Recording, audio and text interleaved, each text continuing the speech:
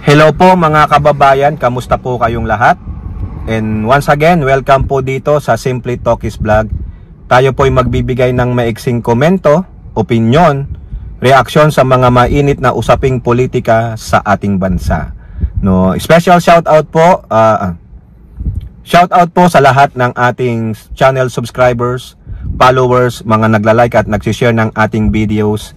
Special shout out to all our OFWs, yung mga matitino, mga law-abiding OFWs, sa mga men and women uniform, sa ating mga frontliners at mga guro. At ako po'y lubos na nagpapasalamat sa inyo at ito pong Marso ay very productive po ang nangyari sa ating channel. Na-hit po natin yung target sa ating channel subscribers at ganin din po sa ating revenue. Maraming salamat po sa inyo at tinutulungan nyo po ako at kayo po ay kasama ng channel na ito, Simply Talkies Vlog, sa anumang pagtulong sa ating mga kapwa Pilipino sa ating bansa, no? Sa pamamagitan ng pagsishare ng ating video, sa pagpapanood ng video na hindi kayo nag-i-skip ng ads. Kung sobra pong haba ng ads, 15 seconds to 1 minute, skip nyo na po yan. Nakatulong na po kayo, no? Maraming salamat at bahala na po ang Diyos ang magbalik ng ginawa ninyong tulong, no? When you give a good karma, God will also give it back to you. Okay, so once again, may God bless us all, may God bless our country, and may God bless the Marcos administration and protect it from the evil forces from the likes of Dutertes, their minions, their followers, and the anti-Marcoses. So pag-usapan natin mga kababayan ay tatlong tao po. Sara versus Colmenares versus Conti. O ayan. Kasi po itong si Sara Duterte ay mukhang lutang na to, no? Hilong talilong na ito. Siguro ito yung sinasabi ni Robin Padilla sa kanyang video na para daw silang mga manok na walang ulo na hilong talilong. Si Sara Duterte daig pa si Mama Lenlen ninyo sa pagkalutang. Siya na po ang Lenlen 2.0. Pasensya naman sa mga kakamping ka. Marami po tayong viewers and followers na kakamping. Hindi po ito pang iinsulto sa Mama Lenlen ninyo. Ha? Pang real talk lang kay Duterte. Siya na po, na-displace na po si Mama Lenlen ninyo sa trono ng pagkalutang. Okay, unahin muna natin yung sinabi niya. Ha? At siya po ay binira ni Attorney Colmenares, Nery Colmenares ng Bayan Muna Representative, at ngayon alam ko tumatakbo uli itong representante. Diyan po sa quote card, ha? Sabi ni Sara Duterte, unahin muna natin to. I do not even understand paano naging crimes against humanity ang 43 counts of murder na ngayon ay lumalabas na hindi naman ata totoo lahat yung mga witnesses at mga complaints. Tandaan nyo, no? She cannot understand paano daw naging crimes against humanities ang 43. Tapos, hindi naman ata, sabi niya, ata. Kumbaga, yata, meaning may doubt ka, meaning hindi ka sure, tapos nagdadakdak ka ng ganyan. Hindi daw naman yata totoo yung mga witnesses, so hindi totoo si Mato Bato, hindi totoo si Las Cañas, hindi totoo yung mga biktima, yung kamag-anak, pamilya nung biktima ng 43 na yan. Ha? Mamaya may hahanapin pa siya at may sasabihin siya tungkol sa mga ICC lawyers o prosecutors. Ito po ang sagot naman ni Colmenares dito sa lutang ninyong Vice Presidente na si Sara Putit Duterte. Ha? Ito rin po, kasama rin po ito sa quote card na ito. Ilan ba talaga ang papatayin ng isang presidente para masabing krimen ito sa sangkatauhan? Kung maliit na bagay sa mga Duterte ang pagpatay ng 43 katao, hindi ito maliit sa mata ng mga biktima at ng mundo. Opo, tama naman, may punto si Colmenares. Maski nga isa lang dyan sa 43 mapatunayan na yan ay nangyari, ginawa ni Digong, 30 years in prison. So ibig ba sabihin para maging crimes against humanity, daang-daang libo ang kailangang makita? Hindi. 5, 10, marami na yon. More than 1 is too many. Hoy, Sara Duterte. Ha? Napakatalino po ng inyong Vice Presidente. Napakatalino. na ang ulo at utak ay napunta sa puwet, no? Hindi niya daw maintindihan. Eh baka naman during that time wala ka talagang naintindihan dahil hindi mo alam. Dahil hindi naman kayo nag-uusap ng tatay mo, wala kang pakialam. Ano ba ginagawa mo noon? Hindi natin alam. 'Di ba? Hindi daw yata totoo yung mga witnesses. Siyempre, ikaw yung pamilya ng distress, sasabihin mo 'yan. Kung ano lang yung gusto mong sabihin at unawain, yun ang iyong bibigkasin. Ayaw mo nang tignan yung other side of the coin. Kung ano lang yung tama sa'yo, yun lang. Kasi kayong mga Duterte, feeling ninyo, kayo lang ang nasa tama. Kayo lang ang magaling. Not this time, bitch. Di ba mga kababayan? Not this time, bitch. Oo. Ha? Eto pa. Ha? Ito naman ang sabi niya. Sinagot ni Colmenares yung 43. Ngayon, pasok naman tayo mga kababayan, dito naman sa isang numero pa na sinagot naman ni Attorney Conti na isang accredited lawyer ng ICC, at si Colmenares pa rin. Unahin natin yung quote card dito sa 1 News, no?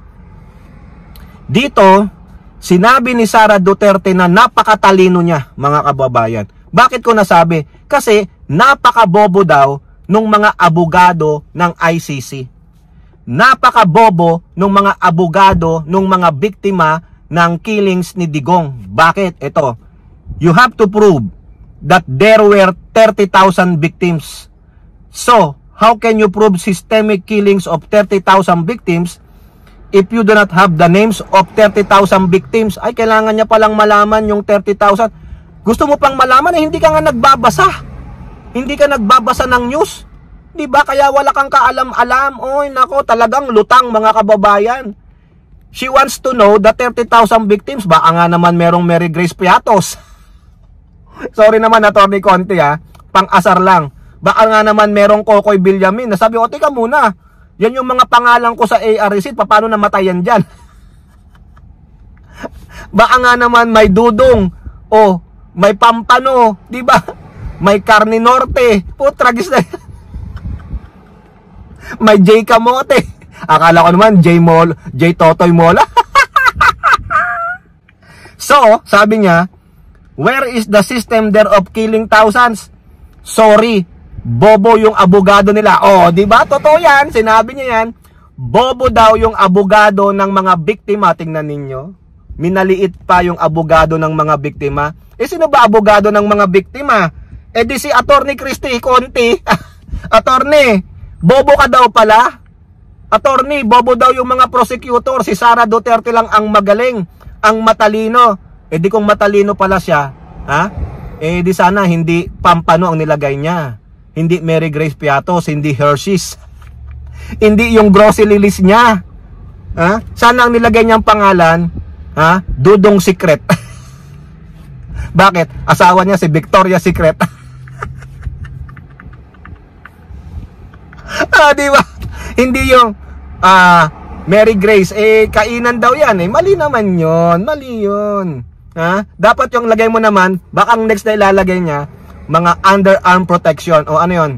Tawas-tawasan. Rexona. Ang bobo nyo daw. Yung mga abogado ng mga biktima ni Digong, ay bobo. So therefore, si Sara Duterte lang ang matalino. Kung matalino pala bakit hindi makasagot doon sa mga question ng mga congressman? Kung matalino pala, hindi magiging Tamil Mill sa West Philippine Sea. Di ba? Si Sara Duterte lang ang IQ ay daig pa si Einstein. Si Sara Duterte feeling ang kanyang IQ ay daig pa si Lolo Jose Rizal. Pero sa totoo lang ang IQ niyan, below sea level. Ang lakas mga asar. Ano ngayon ang sagot ni Attorney Conti? Kung ganon inaanyanyahan ko si BP Sara na dumulog at humarap sa ICC mismo. Correct! Oo, i-representa mo tatay mo, humarap ka sa ICC judges, At sabihin niya ang ganyang argumento. Tignan natin, pakikinggan siya. Kung haharap man siya, alam nyo, ako ini-imagine ko sasabihin ng sasabihin ng mga hurado dyan Baka ganito lang Akin lang to Are you a lawyer?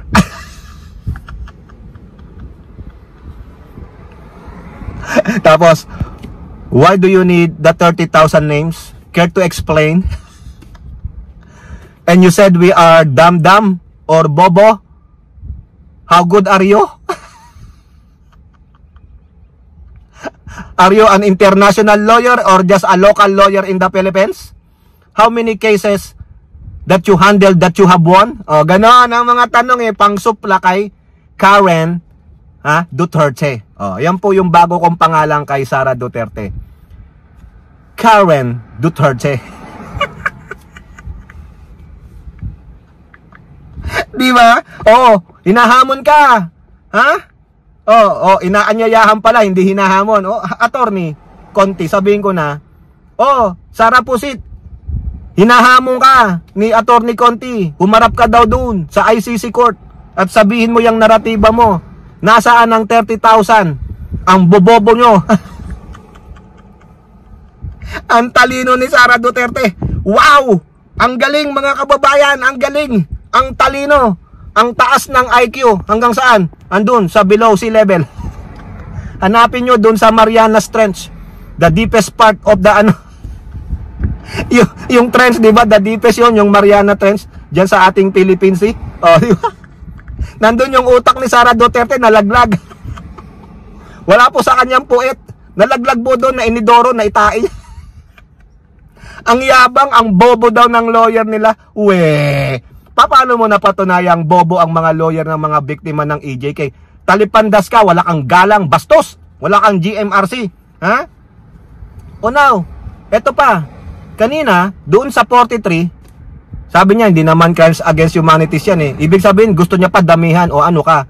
Meron ka bang killer instinct, killer mind? Ha? Gusto mo damihan yung 43. Tapos nung nilagay yung madaming kaso, hinahanap mo pangalan, para siguraduhin niya walang Mary Grace Piatos. Ngayon, di ba sinagot siya ni Colmenares? Sinagot ulit siya ni Colmenares sa 30,000 dito po sa Politico, mga kababayan. Nery Colmenares to Sara Duterte. It's not just about the numbers. It's about Duterte's kill orders. Ayon! Hindi naman pala tungkol sa numero ito eh. Ito ay tungkol sa order ni Digong na patayin. Whether isa o dalawa, nag-order pa rin siya na patayin. Diba? O ito po. Colmenares stressed that the case is not about the exact number of deaths. Following the challenge of the BP Sara Pusit to prove the alleged 30,000 deaths in the implementation of the Duterte administration war on drugs campaign. Quote, the issue isn't just about the exact number of dead. It's about a president openly ordering killings. Correct. Yan. Di ba ang talino? Ang talino ni Sara Duterte, hindi niya alam to. Lawyer pa man din siya. Police acting with impunity and a justice system that failed victims. The ICC exists precisely because powerful figures like Duterte evade local accountability. Whether it's 30 or 30,000, state-sponsored murder is a crime against humanity. Correct. Hindi po naintindihan yan ni Sara Duterte. Anong klaseng lawyer ito? Baka sabi niya, hindi naman ako international lawyer. Given, lawyer ka pa rin. The former Solon also noted that nowhere in the charges filed against the former president was it mentioned that 30,000 were killed. Yun naman pala eh. Ayun naman pala. As a lawyer, I was expecting BP Sara Duterte to have her statement regarding the case on the complaints and pleadings especially filed in the ICC rather than media reports.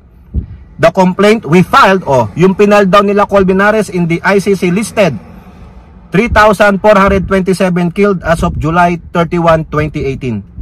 Because this was the number of victim kills as officially admitted by the PMP. Our complaint did not state any number other than admitted by President Duterte's PMP because as lawyers, we want to base our complaint on official figures. Ayun naman pala.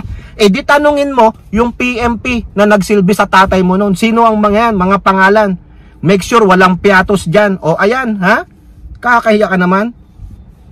Later, President Duterte through his PDEA admitted that 6,252 were killed in drug war, whose complaint or what pleading BP Duterte got her 30,000 is surprising for us, since that was not the number in any of the pleadings we filed in the ICC. If she thinks that her father cannot be convicted because he only ordered the killing of less than 30,000, then she is dead wrong. O, wala naman palang 30,000 eh. Media naman pala yun eh.